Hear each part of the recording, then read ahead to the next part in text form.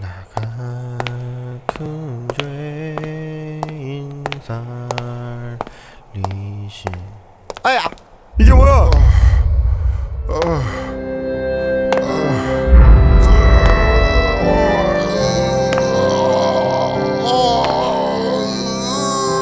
좁은 문으로 들어왔습니까? 좁은 문으로 들어온 사람은 좁은 길 걸어가야 합니다. 그러나 들어와 놓고는 겁이 나서 걸어가기를 싫어해요. 그리고는 넓은 길을 기웃기웃거리면서 그래서 적당히 교회만 드나드는 분들이 계세요. 그 결과 반드시 영생을 얻을 수 있다고 아무도 장담할 수가 없습니다. 생명이 실제가 됐다면, 이 신앙이 실제가 됐다면, 이 복음의 진리가 실제가 됐다면, 천국이 실제가 됐다면 억지로 죽지 못해 하는, 그냥 어렵고 힘들고 쥐어짜듯이 하는 이런 신앙생활이 난 존재할 수가 없다는 것입니다.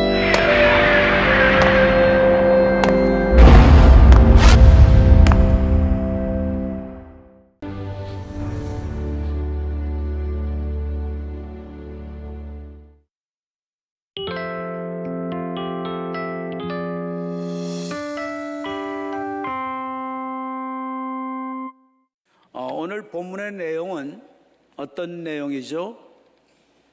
베드로가 여제자, 복음의 제자, 예수 그리스도를 따르는 제자 다비다가 죽게 됐는데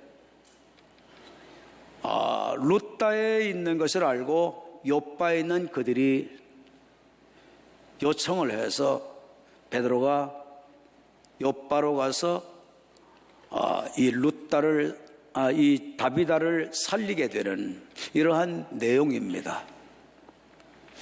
살리게 된 그 장소가 어디죠?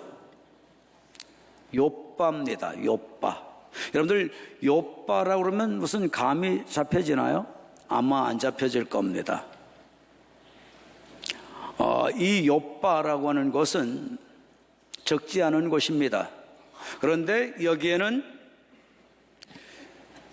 다비다도 있었고 다른 제자들도 있었고 다른 신자들도 있었습니다.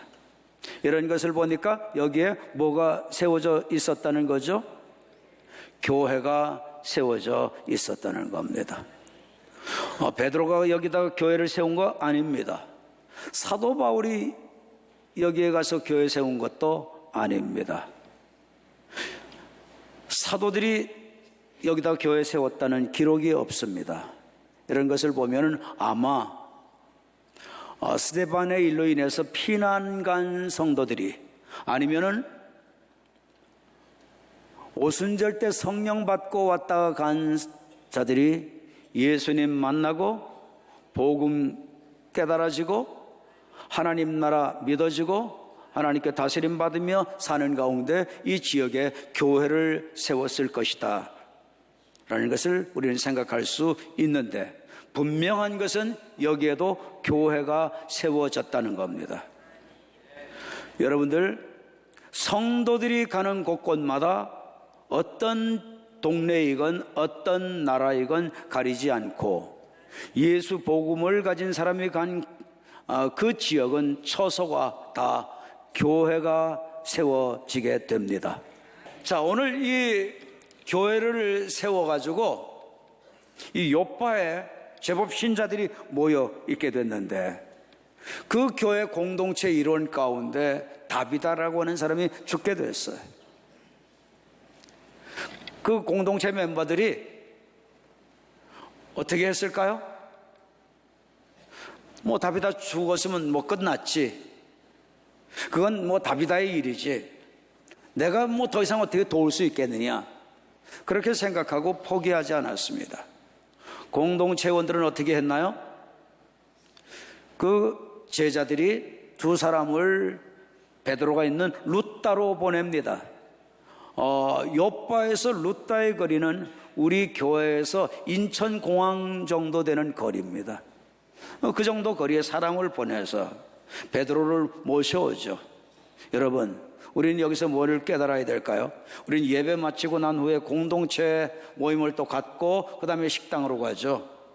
어떤 팀들은 너무 기쁘고 너무 좋아가지고 1차 모임 갖고 2차 식사할 때 또 자기들 그 소그룹에서 모여서 또 교제하고, 그거 가지고 안 돼서 또 3차 또 카페로 가든지 로비로 가든지 교회 본당으로 오든지 해서 또 모여요. 그래서 또 누림이 있다고. 얼마나들 좋아하는지 몰라요. 목사님, 처음에는 우리가 예배 마치고 또 붙잡아 놔서 불평했는데, 그런데 공동체 누리는 것이 너무 커서 가만히 생각해 보니까 이게 없었더라면 어떻게 했을 뻔했는가 하는 그런 생각이 든다고 그래요. 너무 고맙다고 그래요. 그런데 남자분들이 또 이 각 팀 소그룹 공동체에 들어가서 누림이 많은 것 같아요. 어떤 분들은 전혀 교회에 관심도 없고 그냥 부인 데려다 주니라고 교회 왔다가 할 수 없이 참여하고 각 팀들 들어가는 곳에 뭐 있겠나 해서 들어갔는데, 거기서 서로가 위해주고 기도해주고 삶을 나누고 신앙을 나누고 은혜 받은 걸 나누고 그렇게 되니까 너무 좋아가지고 신앙이 많이 세워진다는 거예요. 그런데 그런 남자분들이 한두 분이 아니에요. 남녀 전도회로 모이라 그랬을 때는 억지로 모이고 마지못해서 모이고 제대로 안 모이려고 하더니, 요즘에는 공동체 한 몸을 경험하면서 서로 축복해주고 섬기라고 했더니 그렇게들 좋아하시더라고요. 여러분들 공동체에 모일 때는요, 특히 중요한 것은, 지금 이 다비다 공동체는 어떻게 합니까? 다비다가 죽게 되니까 그것까지도 베드로에게 보내면 살릴 수 있겠다는 믿음을 가지고 사람을 보내죠. 이렇게 섬깁니다. 적지 않은 거리, 먼 거리인데도 보내면서 섬깁니다. 여러분, 우리 공동체도 모이면은 섬기는 공동체 되기를 바라고요. 서로 위해주는 공동체 되기를 바라고요. 이 공동체 모임에 가면 치료가 있게 되기를 바라고, 회복이 있게 되기를 바라고, 새 힘을 얻게 되기를 바라고, 일어나는 역사가 일어나게 되기를 간절히 바랍니다. 자, 그런데 여러분, 오늘 이 말씀에서 보십시오. 베드로가 사람을 다 내보내고 드디어 베드로가 욥바로 왔어요. 위층에 다락방에 다비다의 시신을 깨끗하게 씻어서 이제 옷을 입혀서 뉘어놨습니다. 이제 베드로가 그 방에 들어간 거예요. 그랬는데 그가 한 것은 뭐냐? 사람들을 다 내보냈어요. 마치 예수님께서 내보내신 것처럼 그거 보고 그대로 배워서 하시는 게 아닌가 하는 생각이 들 정도로 다 내보내셨어요. 고쳐지고 치료되고 또 살아나고 이런 역사들이 일어나도 자기가 영광받지를 않으려고 한 이러한 행동이 아니었는가 생각해 보게 됩니다. 그리고 그는 어떻게 합니까? 무릎을 꿇고 기도합니다. 이 부분을 잘 보셔야 됩니다. 사람들 다 내보내고 어떻게 했다고요? 무릎을 꿇고 기도합니다. 그런데 기도하는데 다비다를 향해서 기도했습니까? 다비다를 앞에 놓고 기도했습니까? 그렇게 안 했습니다. 뭘 봐서 알죠? 돌이켜 시체를 향하여 이르되 다비다야 일어나라. 뭐를 하고 난 후에? 기도를 하고 난 후에 돌이켰습니다. 그러니까 다비다 쪽에 다비다를 놓고 기도한 게 아니에요. 그는 다비다를 위해서 물론 기도했지만은 오히려 등을 돌려서 하나님께 기도를 드렸던 겁니다. 기도를 드리고 난 후에 그는 뭐라고 하죠? 다비다야 일어나라. 한번 여러분들 한번 외쳐보십시다. 다비다야 일어나라. 여러분들이 실제 베드로라고 생각하시고, 자 시작. 네, 일어날 것 같아요. 여러분들에게도 일어나는 역사가 주어질 것 같습니다. 자, 그런데 여러분 보십시다. 지금 일어나라고 한 대상 다비다가 어떻게 된 상태죠? 죽어 있는 상태입니다. 생명이 떠났습니다. 시체입니다. 이제는 고인입니다. 그런데 베드로가 담대하게, 당당하게, 확신을 가지고 조금도 위축되거나 쫄아있는 모습 없이 서슴지 않고 다비다야 일어나라. 그는 호령했습니다. 선포했습니다. 외쳤습니다. 명령했습니다. 자, 여러분, 이게 여러분들 한번 입장을 바꿔놓고 생각해 보십시다. 여러분 같으면 이렇게 하실 수 있겠어요? 예, 할 수 있는 사람은 딱 한 분밖에 없잖아요. 여러분, 이렇게 할 수 있다는 게 이게 대단한 겁니다. 나 같으면 시체를 앞에 놓고 다비다야 일어나라 그렇게 할 수 있겠냐고요. 그런데 어떻게 베드로가 그렇게 담대하게 확신 속에서 선언하고 선포하고 입으로 시인하고 믿음을 그가 밖으로 나타냈을까요? 여러분, 이 비밀을 아시면 우리도 이렇게 할 수 있습니다. 그 비밀이 뭘까요? 그 비밀이 뭘까요? 자, 여러분 보십시오. 이 말씀에서 보세요. 이 말씀에서 보니까 다비다야 일어나라 베드로가 외치기 전에 베드로가 딱 한 가지 한 것이 있었습니다. 그것을 보시면 여러분들도 담대하게 어떤 문제, 어떤 상황, 어떤 조건에서도 여러분들도 선포할 수 있게 될 겁니다. 그게 뭘까요? 뭘까요? 담대하게 다비다야 일어나라 외치기 전에 베드로가 한 것은 딱 한 가지였습니다. 무엇을 했느냐? 그는 무릎을 꿇고 기도했다 그렇게 말씀합니다. 이게 좀 특별한 겁니다. 여러분들에겐 특별하게 보이나요? 제 눈에는 특별하게 보여요. 왜? 여러분 저 같은 경우는요 이렇게 합니다. 예배 마치고 이렇게 이제 나가면 보편적으로 3부 예배 마치고 나가면 여기저기서 이제 기도 받으려고 하는 사람들이 와요. 그러면 제가 쭉 기도해드리고 그 다음에 이제 식당으로 늦게 내려가게 되죠. 뭐 어디가 아프다, 무슨 문제가 있다, 어떤 뭐 자녀 문제가 있다, 뭐 이러저런 문제들 가지고 와서 기도해달라고 그러면 저 같은 경우는 어떻게 하느냐?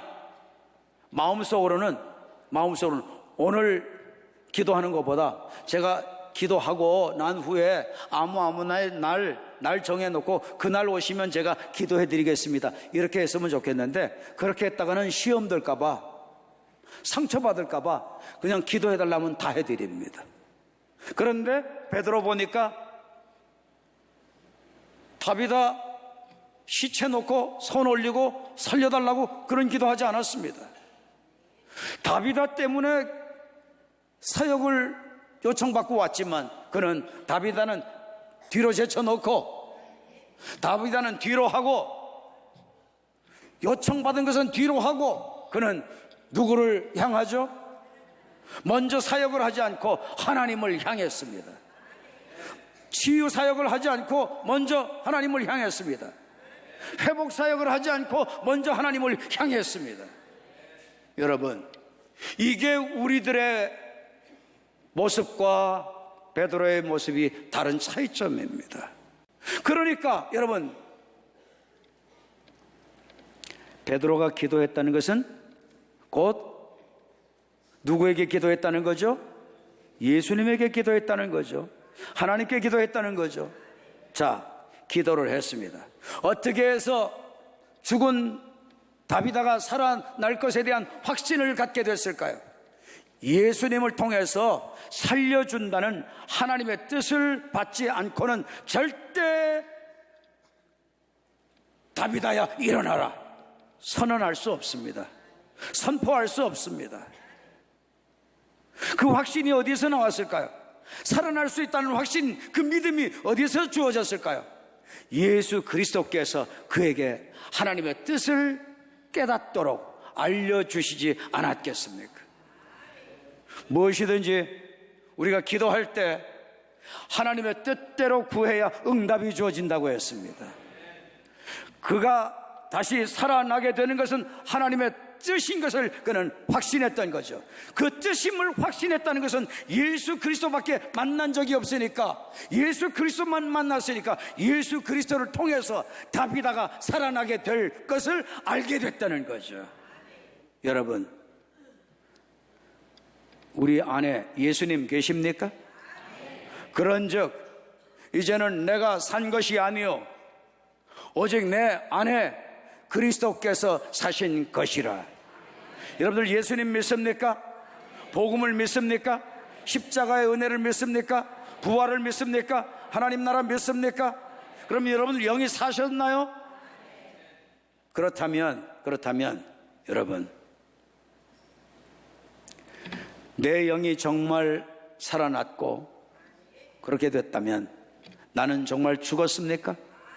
그리고 내 안엔 정말 주님만 계십니까? 주님만 계셔야 됩니다. 내 안에 주님이 넘쳐야 됩니다. 내 안에 주님이 충만하셔야 됩니다. 부활하신 주님이 영으로 내 안에 오셔서 가득가득 충만하게 계셔야 됩니다. 그래야 그 주님께 물을 수 있습니다. 여러분, 내 안에 들어오신다는 것은 왜 내 안에 들어오시나요? 나와 관계를 이루고 나와 교제를 하시고 내게 말씀도 해주시고 나를 이끌어도 주시고 나를 가르쳐도 주시려고 내 안에 오시는 겁니다. 나와 이러한 관계가 필요 없다면 내 안에 오시지 않습니다. 나와의 관계를 통하여 주님은 사역하시려고 내 안에 오시는 겁니다. 여러분 안에 예수님 정말 계십니까? 그분들만 확신 가운데 한번 시인하십시오. 아멘으로 한번 시인하십시오. 정말 계십니까? 예수님 여러분 안에 계십니까? 부활의 예수님 여러분 안에 계십니까? 영이신 예수님 여러분 안에 계십니까? 여러분, 늙은 분들 뒷전에 하고 별로 관심 두지 않는 뒷방 늙은이라는 말이 있죠. 그런 식으로 예수님을 방치하지 않기를 바랍니다. 내 안에 계신 주님과 항상 동행하시고 항상 물어보시고 항상 들으시고 확인하시고 주님의 음성이 명확하다 그러면은 죽은 자라고 할지라도 사람 눈치 보지 마시고 하나님께 모든 것 다 내어 맡기고 담대하게 당당하게 믿음으로 선포할 수 있고 믿음으로 시인할 수 있는 우리 신길의 권속들 다 되기를 주의 이름으로 축원합니다. 여러분, 그렇게 하면 역사가 일어납니다. 자, 보십시오. 다비다야, 일어나라. 일어나는 게 하나님의 뜻인 줄 알았죠? 하나님의 음성을 들었죠? 성령님이 역사하셔서 알게 됐죠? 그러니까 당당하게 먼저 이 일이 이루어지기 전에 선포했죠? 선포했더니 어떻게 됩니까? 그가 눈을 떠 베드로를 보고 일어나 앉는지라. 베드로가 눈 뜨고 일어나는 죽은 다비다가 다시 살아나는 모습을 보면서 놀래요, 안 놀래요? 안 놀랬죠? 저는 이 부분을 보면서 생각나는 게 있어요. 오살리 기도원에 원장을 하셨던 어떤 목사님인데 이분이 돌아가셨어요. 그래서 장례식을 치르니라고 예전에는 이렇게 시신을 모시고 방에다 모시고 이렇게 예배 드리지 않았습니까? 예. 조아무개 목사님하고 누구라고는 이름 명확하게 안 했습니다. 조아무개 목사님하고 또 장로님들하고 또 목회자들하고 신자들하고 해서 장례식을 치르는데 그만 죽었던 이 목사님이 벌떡 일어나는 거예요. 그래가지고 사람들이 막 놀라가지고 막 혼비백산 다 도망갔대. 많은 분들이 도망갔대. 여러분, 베드로는 일어나게 될 것을 믿었으니까 놀래지도 않았고 도망가지도 않았습니다.